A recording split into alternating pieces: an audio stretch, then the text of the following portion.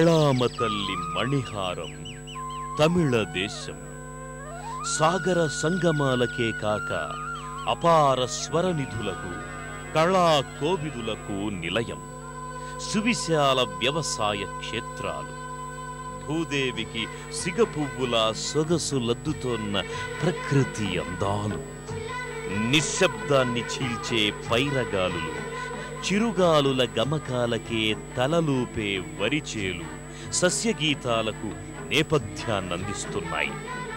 మరోవైపు లయాన్వితంగా జలతరంగిణుల గలగలలు, రివ్వున సాగే పక్షుల రెపరెపల సంగీతాలు, ఈ ప్రాకృతిక సంగమ శృతి లయలు హొయలు అక్కడ ఒక బాలుని మనసును హృదయంగా తాకుతున్నాయి. ఓవైపు పొలాల్లో శ్రమజీవుల లల్లాయి పదాలు, తల్లి నోట పల్లవించే జానపద జావళీలు ఆ బాలకుణ్ణి మధుర లాలనలా మురిపించాయి. నిత్యం పల్లె కోవెల్లో దైవ స్తోత్రాలు, చర్చిలో పాశ్చాత్య వాద్య ఘోషలు, మరోవైపు హరిదాసుల తుంబుర నాదాలు అతణ్ణి ఆనందడోలికల్లో ముంచెత్తేవి. పళనిస్వామి తిరునాళ్లలో పిల్లనగ్రోవి పిలుపులు ప్రకృతిలో ప్రతి సవ్వడి సమ్మిళితమై మైమరపించాయి. ఇక అతడి మనసంతా సంగీతమే, మది నిండా రాగాలే. ఇంకోవైపు తేని పట్టణం నుంచి ఓ మిత్రుడు చెన్నై సినీ సంగీత ఊసులు అతడిలోని సంగీతాభిరుచిని శృతి చేశాయి. స్వప్న వేణువులు పిలిచినట్లు చెన్నై చేరాడు. పరిపక్వమైన సంగీతం నేర్చాడు. ఓ శుభమంగళ వేళ నవ్య స్వరాలతో తమిళ ప్రేక్షకుల ముందుకు పాటల పల్లకి మోసుకొచ్చాడు. అతడి స్వరాలకు తమిళ దేశం దాసోహమంది.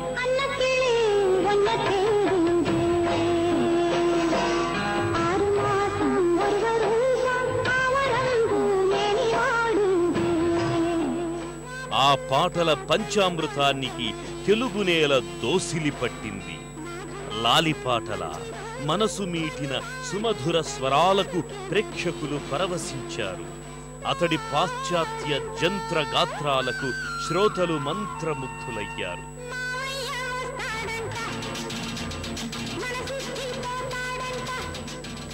స్వరాల తొలకరి జల్లుకు నెమళ్లు పురివిప్పి నాట్యమాడాయి. బంతి చామంతులు ముద్దాడాయి.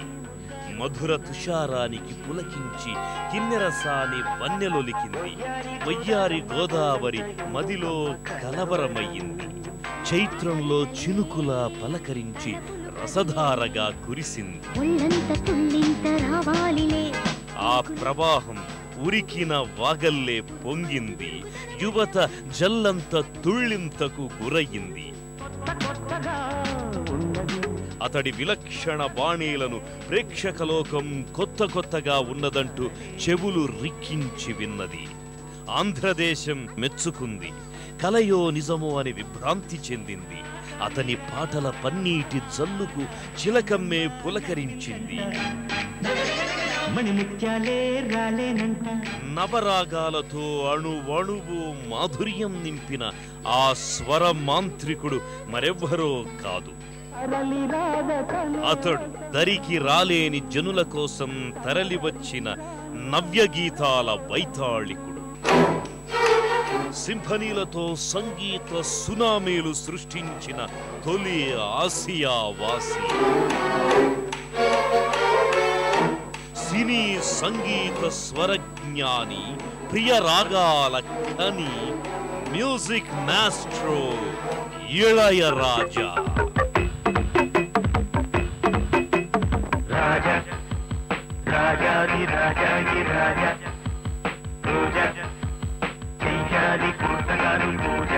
దక్షిణ తమిళనాడు థేని జిల్లా పన్నైపురం. ఆ పల్లెలో కష్టజీవులు రామస్వామి, చినతాయమ్మ. వారి ఇంట పల్లవించిన నవరాగమే డానియల్ రాజా. తండ్రి బోడి నాయకనూర్ తేయాకు తోటలో చిరుద్యోగి. పెద్ద కుటుంబం కావడంతో తల్లి చినతాయమ్మ పొలాల్లో కాయ కష్టం చేసింది. సెలవు రోజుల్లో రాజా ఆమెకు సాయంగా వెళ్లి పనిచేసేవాడు. ఆమె తన శ్రమను మరచిపోవడానికి సస్యక్షేత్రాలో రాగాలందుకునేది. అమ్మ పల్లె పాటలు, లల్లాయి పదాల్లో విరుపులు మెరుపులను మనసులోనే భద్రపరుచుకునేవాడు రాజా. అతడి ముచ్చట తీర్చడానికే తల్లి పాత హార్మోనియం ఒకటి కొనిపెట్టింది. అలా ప్రపంచాన్ని తెలుసుకోవడం ఆరంభించే నాటికి సంగీతమే ఇళయరాజా ప్రపంచమయ్యింది. 1957 ఆనంద రాగ ఝరిలో తేలియాడుతున్న రాజా జీవితంలో ఓ అపశృతి. అనారోగ్యంతో ఉన్న తండ్రి హఠాత్తుగా మరణించాడు. ఒక్కసారిగా కుటుంబ పరిస్థితి తలకిందులయ్యింది. సంగీత పరికరాలే అతని నేస్తాలయ్యాయి. డ్రామా కంపెనీలకు సంగీతం అందించి ఇల్లు గడపాలి అనేది అప్పటికి అతడి ఆలోచన. 1958 సరిగ్గా అటువంటి కష్టకాలంలోనే పెదనాన్న కుమారుడు, ప్రజానాట్య మండలి కళాకారుడు పావలార్ వరదరాజన్ ఆదుకున్నాడు. అతడు ఇళయరాజా సోదరులతో కలిసి పావలార్ బ్రదర్స్ పేరిట ఓ కళా బృందాన్ని ఏర్పాటు చేశాడు. సాపాటుకి